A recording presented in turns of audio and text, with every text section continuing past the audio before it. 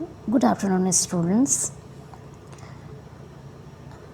Myself Dr. Vandana Singh, diet lecture psychology Kaushambi.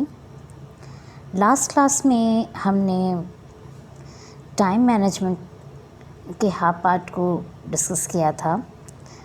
हमने last class में समय प्रबंधन के अर्थ, परिभाषा, उद्देश्य, समय सारणी की आवश्यकता एवं महत्व तथा समय सारणी के प्रकार के बारे में पढ़ा था। आज की क्लास में हम समय सारणी बनाते समय ध्यान देने योग्य बातें, समय सारणी के निर्माण में व्यवहारिक कठिनाइयाँ और समय सारणी निर्माण के सिद्धांत के बारे में पढ़ेंगे। तो समय सारणी बनाते समय हमें, जैसा कि हमने लास्ट क्लास में बताया था, कि पाठ्यक्रम के अनुसार अपने दैनिक कार्यों को योजनाबद्ध तरीके से संचालित करने के लिए विद्यालय जो व्यवस्था करता है वही समय सारणी कहलाती है। अब समय सारणी क्या होती है ये तो हमने रिवाइज कर लिया। अब इसको बनाते समय क्या क्या किन किन बातों का ध्यान रखना चाहिए, तो उसमें फर्स्ट है, शिक्षकों को उनकी योग्यता एवं रुचि के अनुसार विषयों के शिक्षण का कार्यभार दिया जाए। साथ ही सभी शिक्षकों पर समान कार्यभार बढ़े। पढ़ने, खेलने एवं सांस्कृतिक कार्यक्रमों हेतु उचित समय विभाजन होना चाहिए। शिक्षकों के ना तो कार्य के घंटे लगातार होने चाहिए और ना ही विश्राम के, मतलब दोनों में बैलेंस होना चाहिए। समय सारणी बनाते समय शिक्षा विभाग के विभिन्न नियमों का पालन करना चाहिए, जैसे कि विभाग द्वारा निर्धारित विषयवार कालांशों का विभाजन, प्रत्येक विषय की कठिनाई स्तर, जिससे कि जो उनके स्तर होते हैं वो अलग अलग होते हैं, तो उस आधार पर होना चाहिए। कुछ विषय अधिक कठिन होते हैं जैसे कि गणित और विज्ञान, तो और कुछ विषय अपेक्षाकृत सरल और रोचक होते हैं जैसे कि भाषा, कला, सामाजिक अध्ययन इत्यादि। तो कठिन विषयों को समय सारणी में उस समय रखना चाहिए जब बच्चे कम थकान का अनुभव करते हैं और पढ़ने के लिए अधिक तत्पर होते हैं। नेक्स्ट पॉइंट है कि समय सारणी बनाते समय विद्यालय में उपलब्ध सभी मानवीय और भौतिक साधनों को ध्यान में रखना चाहिए कि आपके पास क्या अवेलेबिलिटी है। शिक्षक, कक्षा कक्ष, प्रयोगशाला, उपकरण, भवन और क्रीड़ा स्थल सभी समय सारणी को प्रभावित करते हैं। इसकी उपलब्धता को ध्यान में रखकर ही समय सारणी का निर्माण कराना चाहिए। समय सारणी में व्यापकता भी होनी चाहिए। सभी विषयों, उपविषयों एवं पाठ्य सहगामी क्रियाकलापों का स्पष्ट स्थान होना चाहिए। एक आदर्श समय सारणी की अगर हम बात करें तो एक आदर्श समय सारणी में साहित्यिक, सांस्कृतिक, शारीरिक, नैतिक और मनोरंजनात्मक क्रियाकलापों के आयोजन की व्यवस्था होती है। नेक्स्ट पॉइंट हम इसमें अगर देखें तो साहित्य एवं सांस्कृतिक क्रियाकलापों के अंतर्गत बाल सभा आती है, वाद विवाद, भाषण प्रतियोगिता, अंत्याक्षरी, कविता पाठ, लोकगीत, एकांकी कार्यक्रमों का आयोजन होना चाहिए। शारीरिक शिक्षा के अंतर्गत खेलकूद, व्यायाम, योगासन, स्काउट गाइडिंग इत्यादि क्रियाओं का भी आयोजन होना चाहिए।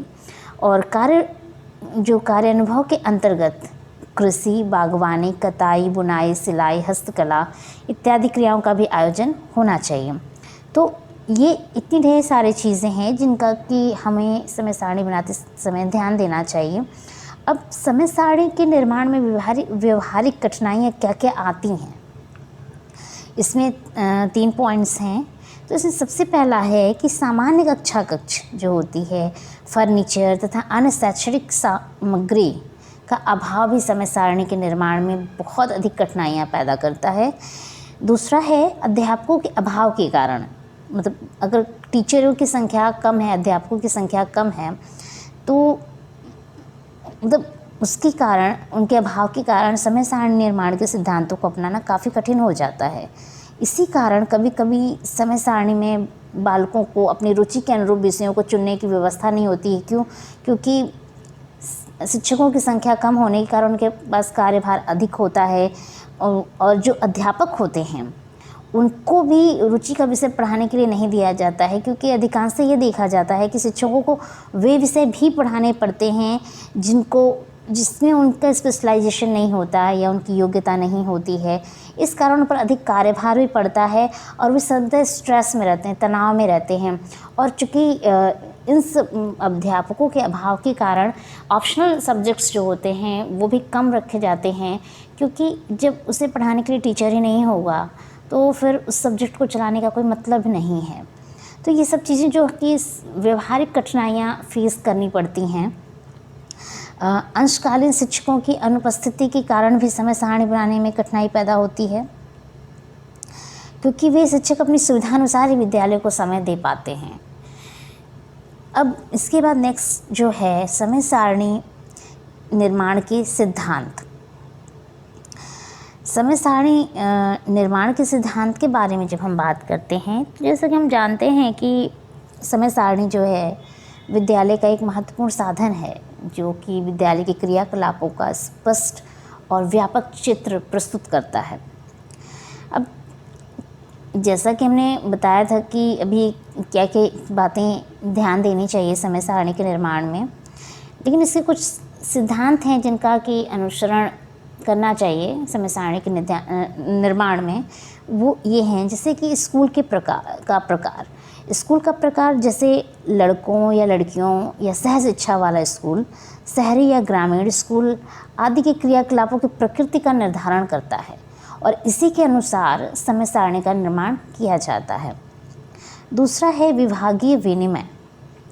इसमें राज्य का शिक्षा विभाग ही शैक्षिक वर्ष की लंबाई और उसकी अवधि का निर्धारण करता है कि शैक्षिक वर्ष का प्रारंभ कब होगा तथा उसकी समाप्ति कब है, विद्यालय दिवस की अवधि और प्रत्येक विषय के लिए कालांशों की संख्या। तो इन सारी चीज़ों का निर्धारण जो है राज्य शिक्षा विभाग करता है और विद्यालय समय सारणी जो होती है राज्य के नियमों के अनुरूप ही होनी चाहिए। अब तीसरा है इसमें उपलब्ध समय का परिमाण, मतलब उपलब्ध समय अर्थात विद्यालय की लंबाई और छुट्टियों की कुल संख्या को भी ध्यान में समय सारणी बनाते समय रखा जाता है। इसमें एक आता है न्याय का सिद्धांत। इसका ये न्याय का अर्थ यहाँ पर एक कार्य बांटते समय हमें इन बातों का ध्यान जरूर रूप से रखना चाहिए, तभी सबके साथ न्याय होता है। जैसे प्रत्येक अध्यापक को उसकी योग्यता के अनुसार विषय पढ़ाने के लिए दिए जाएँ। सभी अध्यापकों का शिक्षण का जो उनको कार्यभार दिया जाए सब में समान हो। ये नहीं कि किसी को एक्स्ट्रा ज़्यादा क्लासेस दे दी गई और किसी को कम, ऐसा नहीं होना चाहिए। सबको समान कार्यभार मिलना चाहिए और अध्यापकों के शिक्षण के पीरियड्स भी लगातार नहीं होने चाहिए। इससे क्या होता है, वो इंटरेस्ट नहीं हो पाता, वो एनर्जी नहीं आती है और वो मोटिवेशन कम हो जाता है, क्योंकि लगातार पढ़ाने से थकान महसूस होने लगती है। तो इसलिए जो पीरियड्स होते हैं वो थोड़ा सा ब्रेक दे देकर होने चाहिए। ऐसे लगातार 2-3 पीरियड लगातार नहीं होना चाहिए। अब इसके बाद नेक्स्ट पॉइंट है बच्चों का सापेक्षिक महत्व और उनकी जटिलता। विषय की जटिलता और उसके महत्व को ध्यान में रखते हुए प्रत्येक विषय की क्लास का समय निर्धारण होना चाहिए। उदाहरण के लिए जैसे गणित और इंग्लिश को अधिक समय देना चाहिए क्योंकि विषय कठिन होते हैं। अब थकान होना, मतलब इसको भी ध्यान में रखा जाता है।